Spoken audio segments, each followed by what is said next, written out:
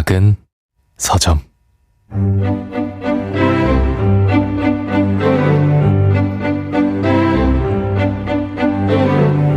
안녕하세요. 작은 서점에서 장강명의 인생책 코너를 맡고 있는 소설가 장강명입니다.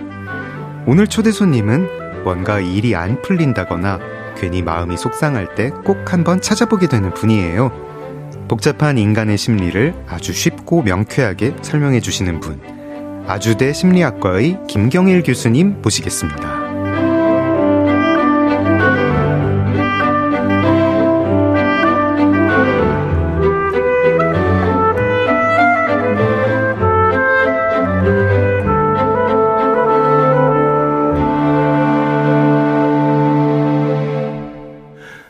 김경일 교수님, 안녕하세요. 안녕하세요. 네, 오랜만입니다. 근데 그동안 어떻게 지내셨나요? 제가 기사 검색을 해보니까 뭐 강연이나 행사 막 빼곡하게 정말 일정이 있는데 그 와중에 작년에 책을 여러 권 내셨더라고요. 그러니까 저는 말하고 정리하는 스타일이니까. 네. 이제 보통은 정리해서 쓰시고 그걸 말하시잖아요. 저는 이제 고르고 수집한다기보다는 이게 약간 호날두처럼 난사를 해요, 일단. 난사를 하고 난 다음에 그게 괜찮았나? 라고 생각하면 이제 오히려 죽는 스타일이죠. 그러니까 약간 옥석 가려내듯이 하시는 분들이 계세요. 네. 근데 이제 그분들은 정말 이제 작가라는 말을 들으실 만한 분들이죠. 그러니까 네. 저는 이제 막 해보다가, 되는구나, 맞는구나. 이게, 저뿐만 아니라 다른 사람들한테도 좀 통찰이 되는구나. 이러면 이제 그걸 가지고 그걸 나중에 보고 얘가 뭐였더라? 얘가 뭔데 이러는 거지? 이러면서 나중에 그걸 닦아보는 거죠. 근데 오히려 네네. 그러면 강연이 그런 기회가 되겠습니다. 난사를 할 때 청중들이 뭔가 반응이 오는 그게 지금의 좀 약간 아젠다구나, 좋은 아젠다구나, 그렇죠. 좋은 테마구나, 네네. 이런 느낌이 오겠네요. 이제 제가 이제 1년에 소화하는 일정에 강연은 대부분 노출되니까, 네. 그렇게 또 보실 수가 있는데, 맞아요. 그것도 맞는데, 제일 그런 게 많이 오는 건 강연보다 한 2-3배 이상 더 많이 오는 게, 소위 말하는 이제 자문회의예요. 자문회의. 이제 가면 실제로 뭐 정말 네. 뭐 이런 전자제품을 어떻게 설계할까, 혹은 앱을 어떻게 구성할까, 프로그램을 뭐 혹은 심지어는 새로 나온 아이스크림은 편의점에서 왼쪽에 넣을까 오른쪽에 넣을까 막 이런 것까지 시시콜콜한 걸 정말 많이 자문을 하거든요. 네.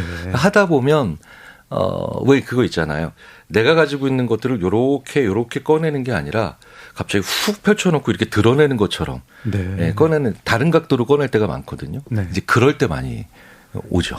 그런 기업들도 그런 목적으로 교수님을 이렇게 초빙하는 거겠죠. 그렇죠. 사실 그분들이 그 업에서 제일 오랫동안 고민한 그리고 제일 당사자이고 전문가이자 당사자인데 사실 뭐 심리학자 불러서 뭐 새로운 걸 알아내려고 하시는 게 아니겠죠.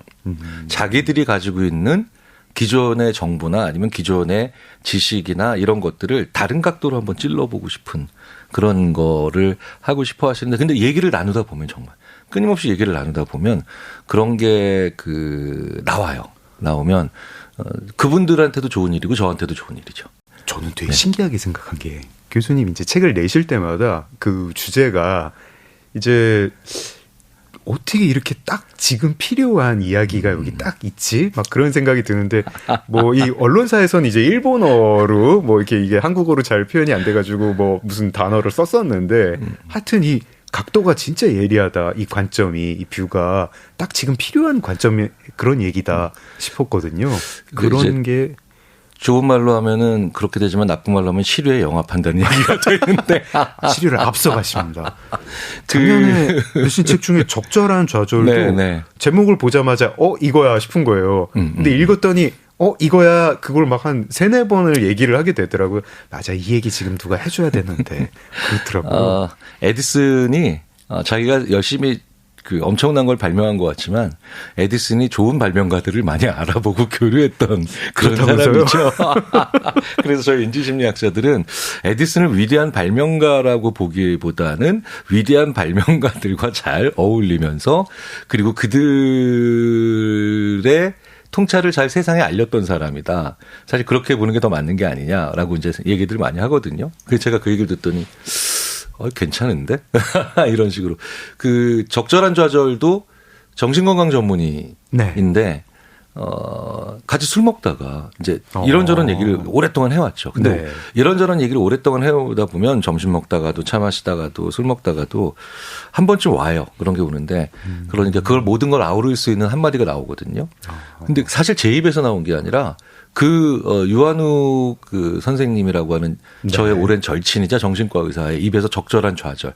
근데 이제 그 사람 입에서도 여러 가지 말들이 나왔죠. 네. 근데 이제 이번에 제가 이제 이거야 적절한 저절로 가자. 같이 책 쓰자. 네네네. 그러니까 이제 제가 이제 에디슨이나 스티브 잡스처럼 남이 만든 거 잘 팔아먹는 사람이 되는 경우들도 있는데 그런 케이스에 딱 어울리는 책들이죠.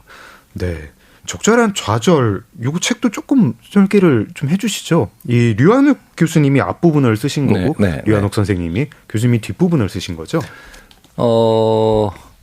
사실 솔직히 말씀드리자면 제가 류한욱 선생 책에 무임승차했다는 느낌이 있을 정도로 사실은 기여도는 류한욱 선생이 더 훨씬 높은데 네.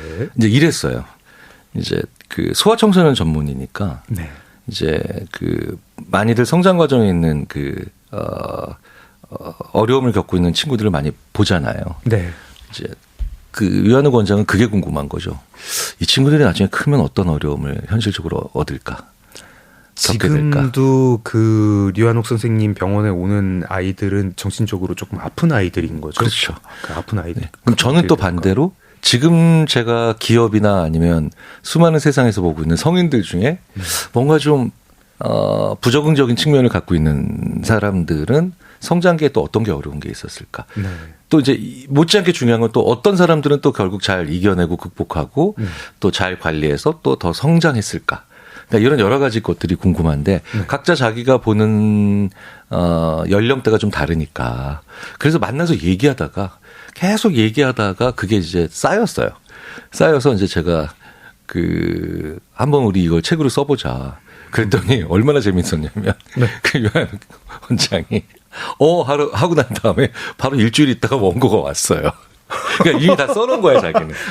이미 다 써놓은 거야. 그래서, 이걸 다 써놨단 말이야?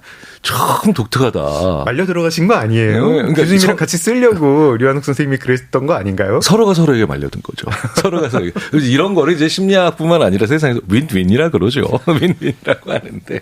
그래서 책이 빨리 나와서 오히려 제가 나중에 써놨던 원고 중에 맞을 수 있는 거 막 다듬느라고 시간이 오히려 제가 나중에 후발 작업하게 된 그런 재미있는 구성이죠. 저도 이제 이런 식의 구성을 가끔씩 누군가와 제가 좋아하는 사람 혹은 내가 못 본 곳을 보고 있는 분들 있죠. 그러니까 내향인 개인주의자 회사원 이 책도 조준호 사장님이라고 우리나라 대기업에서 한 반열에 올라갔던 분인데 그분은 직장 생활을 했던 분이잖아요. 그러니까 이제 거기까지 올라간 분인데 저는 아무리 기업을 많이 다녀도 결국은 저는 이제 밖에서 보는 거니까 그래서 또 합쳐서 써보고 그래서 가끔 이런 작업들을 하는데 재밌어요. 네. 그리고 진짜 윈윈이었던 것 같은 게 이게 그냥 지금 마음이 아픈 어린아이들과 뭐 부모님들의 고민 요것만 가지고 썼으면은 뭐 저 같은 사람은 이제 아이가 없으니까 그렇게 와닿지는 않을 텐데 그리고 지금 뭔가 이거를 한국 사회 혹은 뭐 한국 말고도 이제 다른 선진국들의 어떤 사회적 병폐랄까 좀 어떤 병든 어떤 현상이랑 연결을 못 시켰을 텐데 교수님 파트를 읽으니까 되게 막 무릎을 치게 되는 데가 많더라고요. 이게 지금 사람들이 뭔가 좌절을 못하고 자라가지고 이런 것이다. 뭔가 미성숙한 사회가 됐다. 그러니까 이제 적절한의 반대말은 부적절한 건데 부적절한 좌절이라면 너무 없는 좌절부터 적재적소에 가지 못한 좌절 혹은 너무 과한 좌절들이 있을 텐데 아무래도 이 책은 너무 과했던 좌절은 과거에 많이 좀 존재했었으니까 적절한 양을 맞추지 못하는 좌절을 경험한 그런 성장 과정을 거친 사람들이 어떻게 세상에 나타나고 있느냐. 사실 예전에는 흔치 않았죠.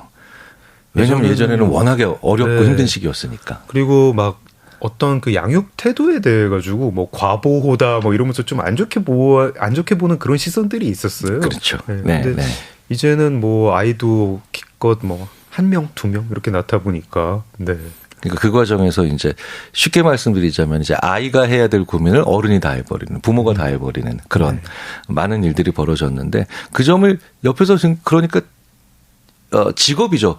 그러니까 유한우 원장이 직업이니까 30년을 지켜본 거예요. 네. 그러면서 심지어 저는 그것도 되게 좋았던 게 오늘 이후에 아마 이제 어떤 책 내기를 하실 때도 제가 그 부분을 말씀을 드리겠지만 이 유한우 원장이 자기 판단이 틀렸을 때에 대한 되게 통렬한 반성들을 저한테 많이 쏟아냈었어요, 개인적으로. 그러니까 이제 예를 들자면 자기는 ADHD라고 명백하게, 근데 사실 그때 그 시점의 정황을 보면 어떤 정신과 의사나 어떤 심리학자가 가도 ADHD라고 판정 내릴 수밖에 없는 그런 친구였는데 그 친구가 성장하면서 그게 아니라 아주 좁은 영역의 특정한 천부적 재능을 가지고 있는 친구였다는 거죠. 그런데 그때의 정황과 상황과 그다음에 주위에 있던 어른들이 너는 왜 이렇게 산만하고 집중을 못하느냐라고 낙인을 찍어버리니 그러니 이제 오히려 제대로 된 게 못 됐는데 막 그 얘기를 하면서 저한테 막 울고 막 그러더라고요. 야, 운다는 얘기 하지 말라고 그러는데. 울었다는 얘기는. 그러면서 술 정말 많이 드시는 날이었군요. 계속해서 이따가 저희 책 이야기하면서 또 적절한 차적 이야기 들어보겠습니다.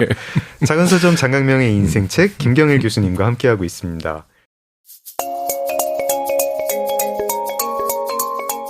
인생을 뒤흔든 한 권의 책, 장강명의 인생책.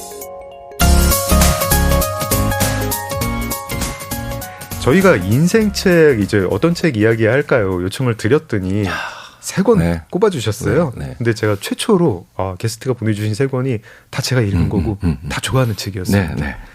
해리 프랭크퍼트의 개소리에 대하여 그리고 한스 로슬링과 그 아들 며느리 함께 쓴 팩트풀니스, 데니얼 카너먼의 생각에 관한 생각 골라주셨는데요.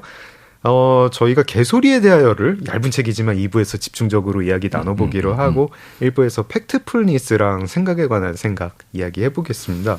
근데 그 전에 책을 평소에 좀 어떻게 읽으세요? 너무 바쁘시기도 하고 인지심리학이랑 연관이 안 된 분야가 없으니까 다 읽어야 될 것 같기도 하고 어떻게 좀 뭐 독서 요령이나 뭐 책 고르는 어떤 습관 이런 게 좀 있으신가요? 별로 없는 것 같아요. 근데 그거를 많이 하는데 인지심리학자들이 많이 하는 얘기가 너 자신을 알라가 아니라 너 자신을 믿지 말라. 너 자신을 믿지 말라. 특히 너의 의지, 신념, 정신력 이런 거 믿지 말라. 너 자신을 안다고 생각하지 마라. 그러니까 내일 아침에 요 물건을 꼭 가지고 가야지 라고 생각을 아무리 다짐해봐야 그게 의외로 너를 좌절시킬 것이다. 그래서 그 물건을 꼭 내일 가지고 갈 것이다 라고 하면 내일 네가 신고 나갈 수밖에 없는 신발 안에 넣어버려라 아예. 이런 이제 저희 인지심리학자들이 좀 그런 쪽의 분위기를 많이 가지고 있죠. 너의 뇌를 믿지 말고 그냥 세팅을 해놔라. 그래서 읽어야 되는 책, 읽고 싶은 책 막 이런 것들이 있잖아요. 이런 게 있으면 읽어놔야지라고 찜해놓은 거. 그러니까 세상에 참 보면 왜 장바구니나 아니면 즐겨찾기가 사실 아무 소용이 없는 경우가 너무 많잖아요. 저는 독서 습관이라고 하면 일단 첫 번째로 그 책을 읽었다고 먼저 거짓말을 하는 경우도 많아요. 심각하게 거짓말하면 안 되니까. 그렇게 말을 해놓고 나면 읽을 수밖에 그러니까 저의 죄책감은 믿죠. 저의 죄책감은 믿고 두 번째로 또 많이 하는 게 뭐냐면 안전장치이자 강제장치가 뭐냐면 이렇게 책 프로그램은 무조건 나가요. 책을 다루시는 프로그램. 그러니까 이제 이 KBS에서도 책 관련된 프로그램이 몇 개 더 TV에도 있으시잖아요. 지금도 많이 하고 계시죠. 강독 프로그램도 하고 계시고. 섭외 프로그램이 오면 책 프로그램은 무조건 오케이 하겠습니다. 합니다. 읽기 위해서요. 그러니까 저는 저를 안 믿어요. 그래서 그리고 난 다음에 무슨 책 할까요?라고 하면 그동안에 읽어야 되는데 안 읽고 계속 미루고 있다가 그럼에도 불구하고 약간 읽은 척했던 막 이런 거 있죠. 이런 죄책감에 짝 찔린 책들을 무조건 먼저 하죠. 굉장히 확실한 방법이네요. 그러니까 저의 일말의 양심과 일말의 자책감 정도는 믿을 수 있으니까 죄책감 정도는. 그래서 계속 읽고 싶은 책, 읽어야 되는 책 계속 그냥 메모장에 적어놓고요. 그 다음에 이제 그 중에 가장 저를 소위 말해서 죄책감 느끼게 하는 책들 위주로 계속 그렇게 가게 되고 읽을 때는 그렇게 이렇게 딱 정독하는 스타일은 아니고요. 네. 훅 하고 딱 하면 이제 뭐라고 하면서 오라고 하면서 읽냐면 이렇게 확 펼쳤을 때 오늘 이 페이지와 내가 만난 건 인연이야 이러면서 그냥 읽고 거기서부터 실마리 찾고 그러니까 이제 약간 계획적으로 일을 하는 스타일은 아니에요. 네, 계획적으로 일을 하는 스타일은 아닌데 저는 책을 잘 읽을 수 있는 시점과 상황을 좀 잘 기억해 놨다가 요런 책은 KTX 안에서 잘 읽히는구나. 요런 책은 채점하기 전에 읽으면 좋구나. 뭐 이런 그런 것들을 좀 거기서 제가 잔기술 위주의 인간이라고 말씀을 드렸지. 팩트플리스는 오늘 이 방송을 위해서 읽으신 건 아니시죠? 그 전에 읽으셨죠? 그때 이제 다른 책 프로그램에서 저희가 같이 출연을 했잖아요. 네. 사실 팩트플리스라는 책은 그 전에 이제 저자인 한스 로슬링이 통계청 주관으로 한국에 한번 방문을 했었어요. 그때 사실 구름대 같은 그 청중을 몰고 다녔거든요. 그때 저는 이분이 여러모로 좋았던 게 첫 번째는 한국을 너무 좋아해요. 그렇습니다. 이 책에 보면 한국 얘가 많이 나오잖아요. 그렇죠. 네. 그리고 한국은 잘 될 거야. 라고 하는데 기본적으로 이분은 또 낙관주의자죠. 근데 네. 낙관주의라는 게 대책 없는 낙관주의가 아니라 인간은 기본적으로 더 진보하고 있는데 그 낙관주의가 사실은 대책 없이 그냥 잘 될 거라고 생각하면 이것도 참 문제가 많지만 낙관주의가 가지고 있는 굉장히 좋은 것 중에 하나가 바로 뭐냐면 그러니까 앞으로 더 잘할 수 있을 거야. 네. 포기하지 않게 만드는 힘이 있거든요. 그런 면에서는 저랑 코드가 맞죠. 여러 가지로 해서. 어떤 책인지 조금 소개 좀 부탁드립니다. 사실 이 팩트플리스라는 책은 팩트의 풀리스, 그러니까 사실의 충실함, 사실의 기반함, 이게 만들어낸 말이거든요. 가끔 이제 유명한 연구자들이나 이런 사람들이 없는 단어를 만들어낼 때가 있잖아요. 네. 근데 이제 직관적으로 이해가 될 만한 그런 단어인데 이 책이 쉽게 말씀드리자면은 일단 처음에 퀴즈 풀고 시작하죠. 퀴즈 풀고. 그렇죠. 네, 퀴즈 풀고. 계속 당신이 세상에 대해서 얼마나 모르는지를 알려주겠다. 원숭이보다 모를 것이다. 후진국에 대한 오해, 그 다음에 교육받지 않는 사람들의 비중에 대한 오해부터 시작해서 그래서 이제 원숭이가 더 잘 맞히는. 그래서 이제 근데 되게 재밌는 건 그럼에도 불구하고 기분 나쁘지 않고 유쾌하게 틀릴 수 있게 만드는 그런 논조도 참 저랑은 비슷하게 좋죠. 저도 왜 그런 거 되게 좋아하니까. 왜 있잖아요. 틀렸지, 너 이거밖에 안 돼. 이렇게 막 가르치는 거 너무 싫잖아요. 교수님 그 강연 영상 보면은 시작할 때 이렇게 질문을 던지시더라고요. 오늘 여기 오시면서 대부분 그리고 청중들이 틀리거나 웃거나. 네. 틀리면서 웃어야지. 사실 틀렸는데 기분 나쁘면 그 다음에 누가 제 말을 귀를 기울이겠어요. 이제 한스 로슬링은 심지어 그래서 강연할 때 그 레이저 포인트 안 들고 까맣게 굉장히 긴 해가지고 왜 방향 손가락 모양 귀여운 거 있는 걸로 최신형 레이저 포인트입니다 이러면서 강의하기도 하죠. 기본적으로 이제 청중과 독자를 좀 배려하는 그런 느낌도 있는데 이렇게 퀴즈를 막 풀면서 우리가 사실은 의외로 굉장히 많은 고정관념이 있고 그다음에 이제 이분법적인 본능이 있다라는 걸 유쾌하게 깨닫게 해주죠. 그러면서 이제 이 책을 그러면서 이제 정말 그런 다양한 지표들, 통계 지표에 대해서 우리가 이거였구나, 이렇구나라고 생각했을 때 틀렸다는 걸 알려주는 거기서 그치는 게 아니라 사실은 거기서만 그치면 이 책을 오히려 오해하기가 쉬워요. 네. 중요한 건 그러니까 내가 생각하고 있는 게 의외로 굉장히 틀리기 쉽구나라고 사실은 반증을 하게 만들어주는 책이잖아요. 근데 제가 이제 그 인생책이라고 좀 골라봐라라고 말씀하셨을 때 고른 세 책이 바로 뭐냐면 다 공통점이 내 생각이 아주 엄청나게 틀릴 수 있다라고 하는 걸 반증할 수 있는 내 생각을 반증해 볼 필요가 있음을 일깨워주는 모든 책들이에요. 그렇더라고요. 팩트플리스 생각에 관한 생각, 개소리에 대하여. 그러니까 마주 유쾌하게가 팩트플리스고 꽤 유쾌하게가 생각에 관한 생각이고 이제 약간 좀 처절하게가 이제 시니컬하게 개소리에 대하여인데 인지심리학이 끊임없이 하는 일 중에 하나가 바로 뭐냐면 네 생각이 틀릴 수 있다. 내 생각이 그러니까 틀릴 수 있다. 그러니까 내 생각과 다른 생각을 하는 사람들도 만나서 얘기해 봐야 된다. 뭐 아주 지극히 상식적이지만 우리가 너무너무 하기 싫어하고 그다음에 잘 안 하는 일들이지 않습니까? 네. 그래서 팩트풀리스는 그것에 기초해서 사실을 통해서 진짜 세상을 보는 노력을 좀 해봐라라고 얘기를 하는 책이라서 그런 면에서 아주 유쾌하게 읽었던 책이고요. 사실은 거기에 나온 그런 그 많은 통계치들을 그런데 지식으로만 받아들이잖아요.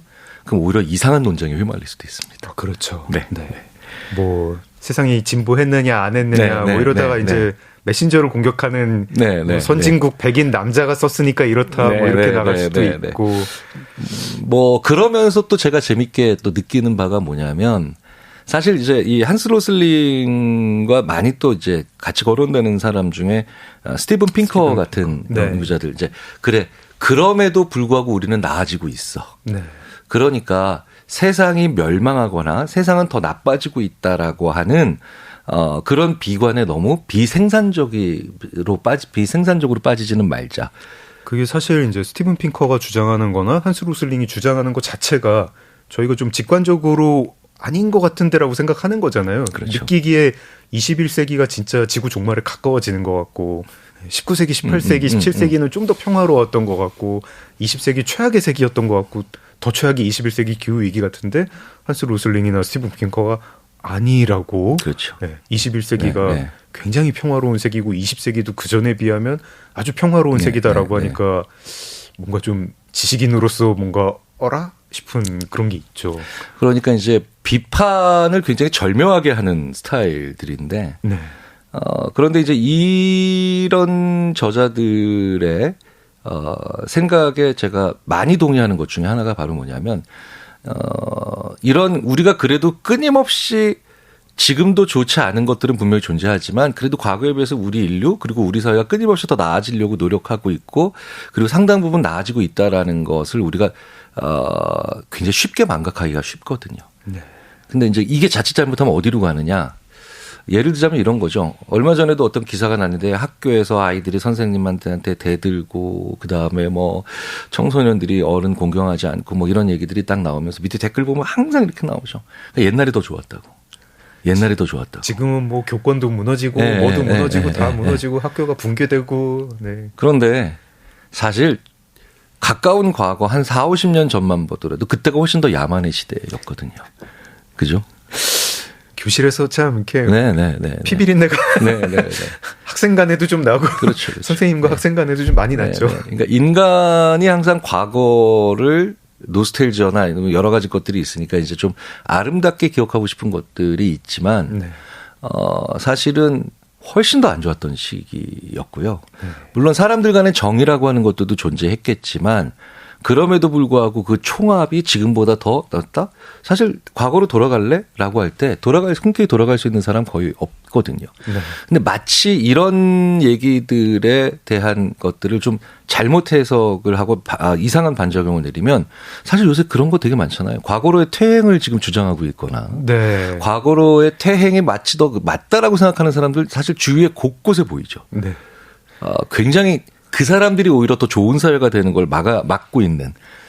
약간 사회 전체가 그냥 약간 퇴행하는 것 같은 좀 그런 기분이 들기도 하고. 가끔은 국면적으로는 전체가 그렇게 진짜 약간 뒤로 가는 것 같은 느낌이 들 때가 있거든요.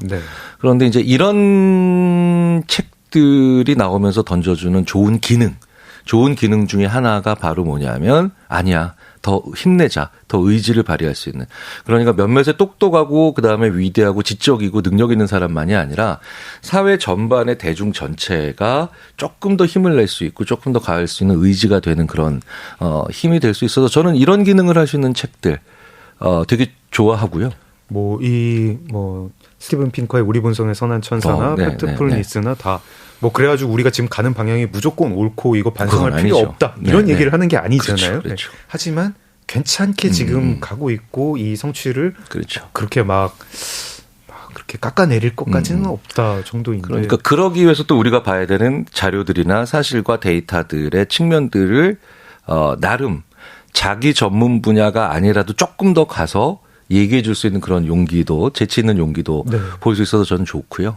근데 참 재밌는 건 이런 거에 대해서 갑자기 발작 버튼 눌린 것처럼 이제 나오시는 분들도 가끔 계세요. 근데 되게 재밌는 건 오히려 이런 책에 굉장히 강렬한, 그러니까 아주 재미있고 그다음에 생산적인 비판을 넘어서 아주 발작 버튼 눌린 것 같은 그런 비난을 하는 분들을 보면 제가 자주 느끼는 건데 오히려 저랑 비슷한 분들이에요. 아, 왜 그런가요? 어떤 면에서 그렇다는? 왜 그러냐면 사람들이 보통 자기 발작 버튼이 언제 눌리냐면 자기랑 비슷하고 같아야 된다라고 생각하는 사람이 자기랑 다를 때 혹은 자기 마음에 들지 않을 때 오히려 발작 버튼 눌립니다. 한스 로슬링과 그 이제 공저자인 그 가족들이 어떤 뭐 지적인 논리 전개 이런 거는 굉장히 비슷하고 통계를 세계의 문제에 관심이 많고 그런 인식은 비슷한데 결론이 나랑 다를 때 그렇죠. 그 일부가 달라질 때. 그러니까 예를 들자면 이런 거예요. 이제 제일 발작 버튼 누르기 좋은 관계가 바로 가족입니다. 아, 그렇죠. 아니, 그쵸. 예. 아니 만약에 어떤 사람이 옛날에 뭐 이런 얘기를 저한테 했다고 해보자고요. 김경일 교수 쟤는 지가 다 안다고 생각해. 이러면 제가 잘 모르는 사람이거나 멀리 떨어져 있는 사람이 그러면 뭐 그런 사람도 있겠지. 네. 근데 만약에 제 아내가 당신은 다 한다고 생각해 자기가 이러면 제가 이제 훅가닥 도는 거죠. 이거 실제 있었던 일이거든요. 약간 생생하더라고요. 훅 도는 거예요. 그래가지고 제가 그러면 어떤 일이 벌어지냐면 그 사람이 틀렸다라는 얘기를 굳이 제가 안 해도 되지만 제 아내에게 제가 당신이 틀렸어 내가 맞아라는 얘기를 훨씬 더 집요하고 훨씬 더 독한 언어로 그다음에 저를 확실하게 더 강한 논리가 있는 것처럼 얘기해서 제 아내한테 얘기를 해야 돼요. 이게 가족 모임에서 왜 이렇게 유치한 행태가 많이 나오느냐 하면 네. 그것 때문에. 그러니까 동창회에서도 친한 친구가 아니라 별로 안 친한 친구들끼리는 얼마든지 그런 얘기가 돌아다닐 수 있지만 진짜 너랑 나랑은 중마고야 이러면 그러니까 같은 길을 걸어가는 사람들끼리 그 안에서 제일 많이 싸우는데 그래서 왜 심리학에서도 유명한 연구가 있는 게 가장 사이가 안 좋은 게 베지터리언과 비건의 관계다. 이건 연구도 많이 됐어요. 완전 채식주의자와 그거보다는 조금 덜한 그냥 조금 타협적인 베지테리언이 그 둘이 사이가 제일 안 좋은가요? 그러니까 서로가 서로에게 발작 버튼을 누르게 하는 거예요. 네. 그래서 특히 어떤 거냐 같은 길을 걸어가고 있는 매파와 비둘기파 사이에서 매파가 비둘기파를 보면 거의 진짜 막 너무너무 미운 그런.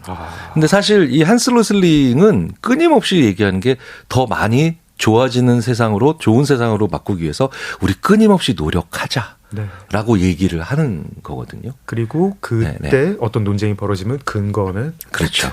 네.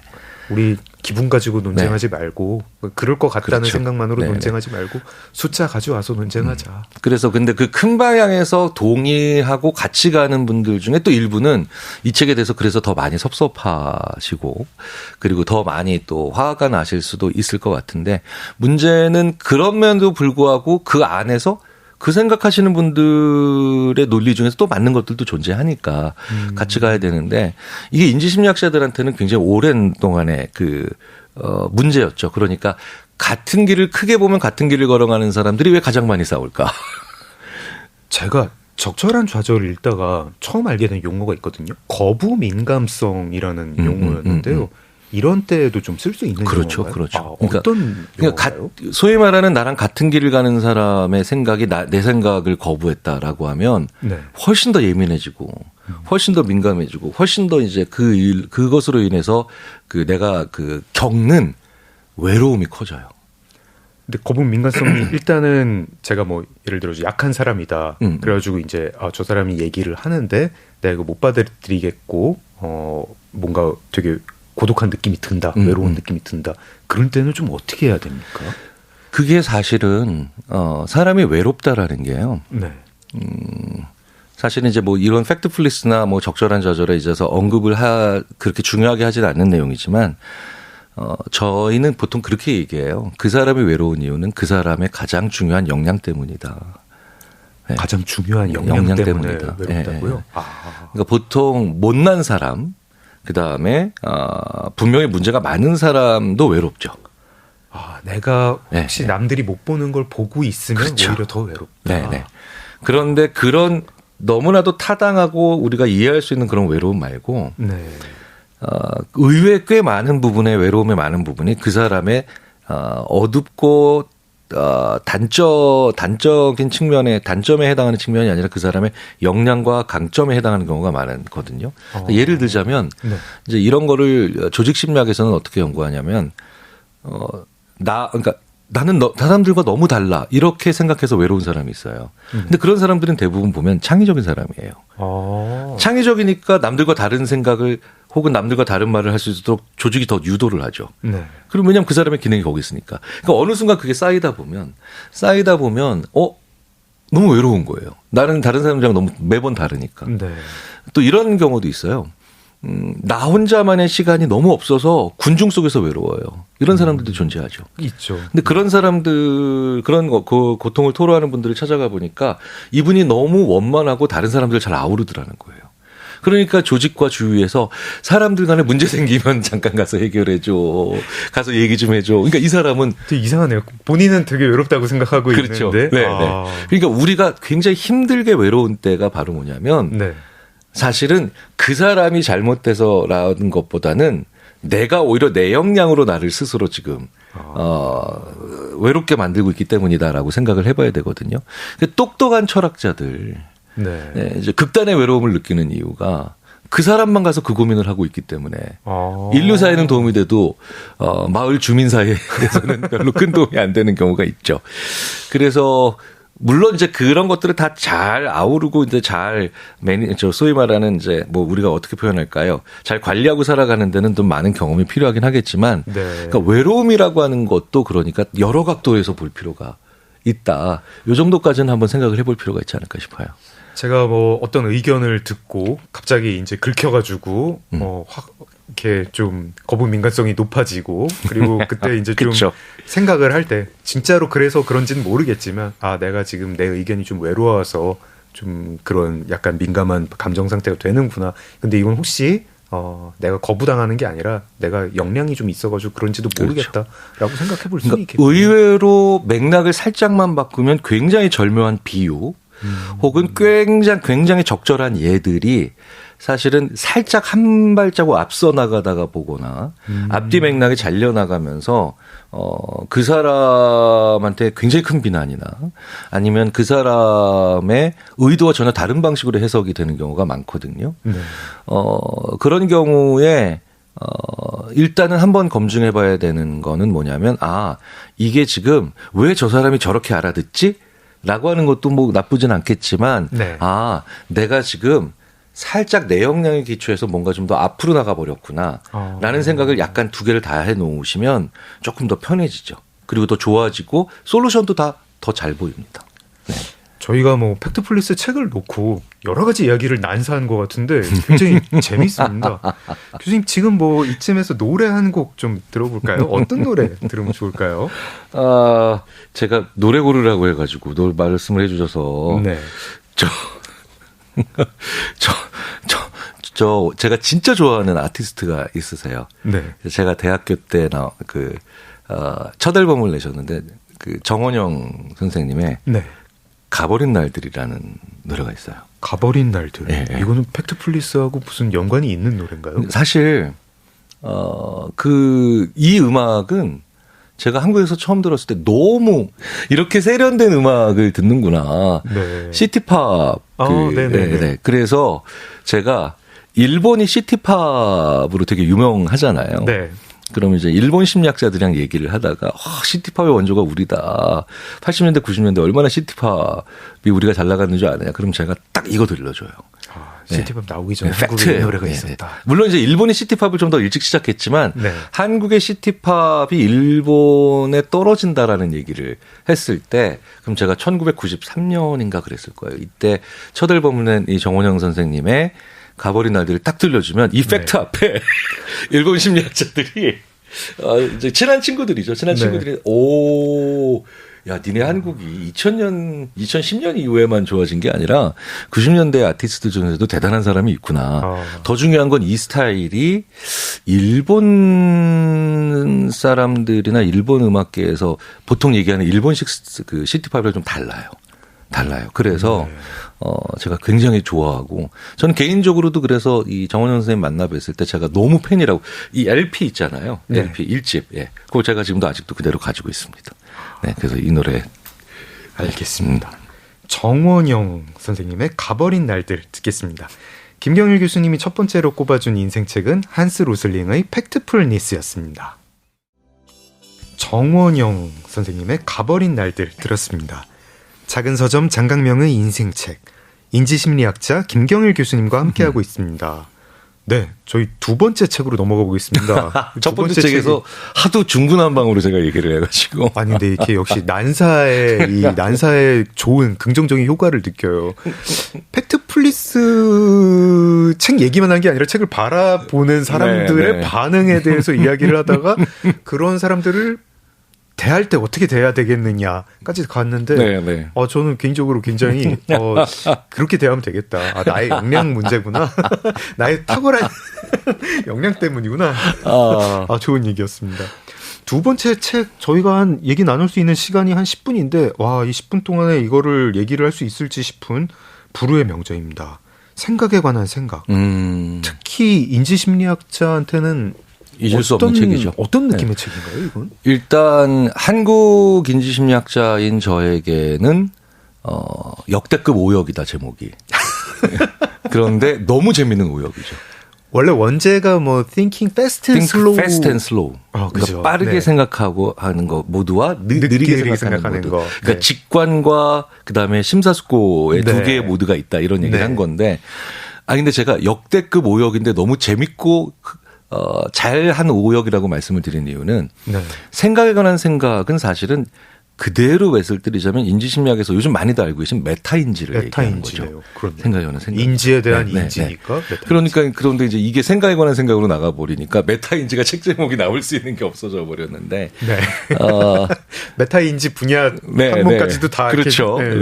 찜을 해버려버렸네요. 그래서 진짜 처음에는 그래서 뭐야라고 했는데 생각해보면 생각할수록 너무 재밌고도 적절한 오역인 것 같아요. 의역이 되네요, 그러면.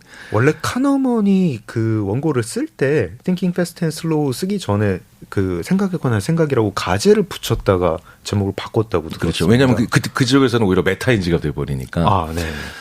카너먼은 사실은 이제 70년대, 80년대, 90년대 인지심리학자들에게는 잊을 수 없을 만큼 많은 연구를 남겨놓은 판단, 의사결정, 추론. 사실 제 세부 전공이랑 똑같아요. 그래서 학회에 가면 맨날 이렇게 사람 좋고 유쾌한 심리학자로 석학이지만 늘 이제 만날 수 있는 그런. 그렇다고 뭐 내가 가가지고 뭐 옆에서 이게 친하게 지낼 수는 없지만 그래도 옆에서 몇 번씩 알짱대고 눈인사도 나눠봤던 그런 분위기고. 인지심리학 세계 학술대회 가면은 그렇죠. 늘 항상 제일 중요한 인물 중에 하나였으니까요. 그래서 저한테는 생각에 관한 생각이 2002년에 노벨 경제학상 받고 이제 그 직후에 나온 책이잖아요. 하나도 새롭지 않았지만 너무너무 재밌었던 책. 이미 학교에서는 다 논문 하나씩 논문을 하나 다 읽었으니까 그러니까 하나도 새롭지 않았는데 너무 재밌는 거. 그런데 가끔 드라마도 그런 거 있잖아요.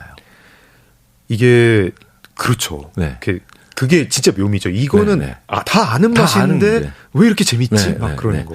그러니까 왜 응답하라 옛날에 뭐 이런 거부터 시작해서 다 알고 있고 그게 뭔지 알고 있고 그다음에 그 이유가 뭔지도 다 알고 있는데 역사적 사실에서부터 일상생활까지. 근데 이걸 이렇게 꿰는구나. 라고 하는 측면에서는 참 흥미로운 책이어서 단편적인 사실 하나하나도 다 정보가 되고 많은 그 배움이 되지만 합쳐놓고 봤을 때도 큰 줄기가 됐던 그런 책이고요. 제가 이렇게 책 읽다가 이렇게 뭐 설명을 듣기로는 이게 데니얼 카너먼이 심리학자인데 아까 말씀하신 것처럼 노벨 경제학상을 받았고 아까 리처드 탈러는 경제학자인데 카너먼의 제자이고 이거 어떻게 되는 거죠? 왜 심리학자가 경제학상을 받죠? 그러니까 이제 인지심리학이라는 것 자체가 약간 그 걸쳐 있는 학문이거든요. 그 왜 작년 그 노벨 물리학상 받은 제프리 힌턴 교수도 심지어는 인지 전공이었으니까 가끔 이제 다른 분야 교수님들이나 연구자들이 니는 무슨 오지라퍼의 끝판왕이냐고 뭐 엄한 데 가가지고 맨날 이러고 있냐고. 사실은 조금 넓게 보면은 다른 생물 관련된 분야, 의학 관련된 분야 노벨상 수상자들도 저희 쪽이라고 주장을 해도 되지 않을까라고 싶은 연구자들이 많은데 이게 왜냐하면 인지라는 그게 사실 커그니션, 그러니까 뭐냐면 사람 생각에 관련된 전반적인 흐름을 보는 학문이거든요. 네. 이 카나먼 같은 그런 연구자들이 결국 끊임없이 고민했던 게 바로 뭐냐면 인간이 왜 정답은 이거라고 보통 비이성적이고 합리적인 판단으로 치자면 이쪽으로 가야 되는데 왜 고집스럽게 그것도 끈질기게 게다가 일관적으로 이쪽으로 가는가. 네. 심지어는 그래놓고 심지어 만족도도 더 올라가는 경우도 있고 후회도 덜하는 경우도 있고 사실 이 카너먼은 미국에서 박사학위를 받았지만 이제 그의 영원한 동지 에모스 뜨벨스키라고 하는 사람과 같이 이제 얘기를 해야 되는데 네.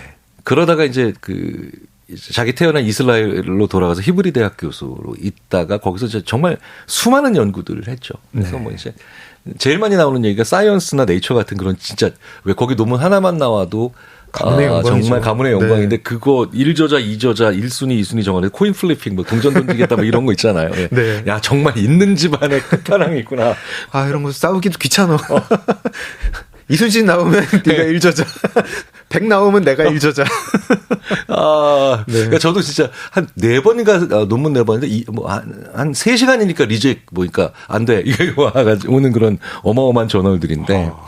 근데 뭐 그런 게 중요하다기보다는 그런데 그 끊임없이 뜨벨스키, 카네먼 뜨벨스키 이 두 사람이 끊임없이 이제 그 수십 년 동안 했던 게 Think Fast and Slow. 그러니까 뭔가 시스템 1, 2. 네. 그러니까 직관과 심사숙고. 네. 직관과 심사숙고 중에 왜 직관이 늘 심사숙고를 이길까? 사람이 생각을 한 종류로 하는 게 아니라 두 종류로 한다. 네. 시스템 1이라고 부르고 시스템 2라고 부르기도 하고 네네. 직관이라고 불러도 되고 심사숙고라고 해도 되고요. 그리고 이 thinking fast, thinking slow 그렇죠. 두 종류다. 네네. 근데 이제 끊임없이 왜 심사숙고 조금만 더 생각해 보면 네. B를 선택할 텐데 왜 끊임없이 이렇게 일관적으로 고집스럽게 A를 선택할 것인가 하는 것인가 이걸 고민한 거죠. 야, 이 인간들아 왜 이렇게 생각을 안 해? 왜 이렇게 느낌대로 가? 네, 네. 근데 이제 카너먼의 모든 학문의 완성도 아니고 뜻은 아니겠죠. 하지만 그분이 그런 연구자가 가지고 있었던 그 어떤 학문적인 기여 그리고 세상에 대해서 또 제공해준 통찰이 대단하니까 이제 그 상을 네. 받고 그런 책도 나왔는데 읽다 보면 마찬가지로 그러니까 팩트플리스처럼 그렇게까지 유쾌하진 않지만 네. 뭐 그래도 꽤 흥미롭게 우리 자신의 허점들을 많이 볼 수 있게 되는 책이죠. 그리고 일화가 되게 재밌더라고요. 그렇죠. 이렇게 기억상실 되는데 싫고 고문받고 기억상실 될래? 아니면 그런 거에서 약간 어떻게 해야 되지? 이런 거. 그렇죠. 네. 그래서 끊임없이 선택의 순간에서 이런 나중에 후회할 선택 혹은 심지어는 땅을 치고 반성할 선택 혹은 생각해 보면은 어처구니없는 선택들 많이 일어나고 있지만 네. 또 한편으로 생각해 보면 근데 그게 어때서? 그럴 수도 있지. 얼마든지 사람에 따라서 달라지는 여러 가지 사람들의 선택의 양상을 보여주고 있는데요. 네. 중요한 건 시스템 1이 2보다 앞서고 있으니까 1이라는 거예요. 그렇죠. 직관. 그렇죠. 직관이 빠르게 더 세다는 생각하는 거죠. 거. 네, 네. 그런데 이제 카네만은 거기까지 얘기하고 네. 사실 그러니까 어떻게 하라는 거야. 라고 하는 데까지는 그렇게 엄청난 많은 대답을 하고 세상을 떠나진 않았어요. 네. 그렇죠. 그러니까 심리학 책이 가지고 있는 상당히 중요한 어떤 기능과 한계를 명확하게 또 보여주는 책이에요. 분석만 하셨군요. 그렇죠. 그러니까 심리학 책을 읽어본 분들이 특히 이제 90년대까지에 나온 석학들의 연구들을 많이 본 특히 인지심리학 분야의 연구자들의 네. 책을 본 사람들이 맞네, 그렇네, 그치 이렇게 돼. 카너먼 교수님, 그럼 저 이제 직관대로 살고 싶지 않고 심사숙고하면서 살고 싶습니다. 네, 네. 그런데 그 말씀 안 하고 그래서 그냥 이제 그 떠나버리셨군요. 말에 대한 대답은 일부 하긴 하지만 네. 그렇게까지 좀 속 시원하게 대답을 한 건 아닌데 네. 하지만 그거는 카너먼 교수에게 다 우리가 책임을 물을 수는 없죠. 왜냐하면 그걸 알려주고 깨우쳐주는 데까지 인간의 불확실함에 대해서 느끼게 해주는 데까지만 해도 고집스럽게 말을 안 들었거든요. 그래서 거기까지가 카네만 교수가 하고 갔던 어떤 중요한 업적이라고 저는 생각을 하고요. 네. 이제 저는 이제 학문적으로 후속 세대에 가까우니까 지금 이제 인지심리학자들 또 더 이후의 인지심리학자들이 이제 뭘 하고 있느냐. 그러니까 어떻게 해야 되는 거야. 내일 꼭 가져가고 싶은 게 있으면 어떻게 해야 된다? 그렇죠. 운동화 속에 넣어야 네네. 된다. 이제 이런 그런 생활 속의 습관에서부터 정책을 해야 될 때 이건 속도의 문제구나. 이거는 아니야. 이거는 그게 아니라 오히려 맥락의 문제구나. 네. 이런 것들을 볼 수 있는 좀 더 다양한 연구들. 이젠 또 AI가 나오니까 요즘 이제 그런 연구들을 많이 하죠. 무엇을 AI에게 맡기고 무엇을 인간이 할 것인가에 대한 그런 그것도 이 고민들. 생각에 관한 생각이랑 좀 그렇죠. 닿는 부분이 있네요. 그렇죠. 이제 카너먼의 중요한 그 후반부에 가면은 나오는 얘기가 그러니까 무엇을 고민하고 무엇을 고민하지 않을 것인가부터 시작해서 사실 그리고 카너먼의 이 생각에 관한 생각도 결국은 카네만식의 결론인 거예요. 네.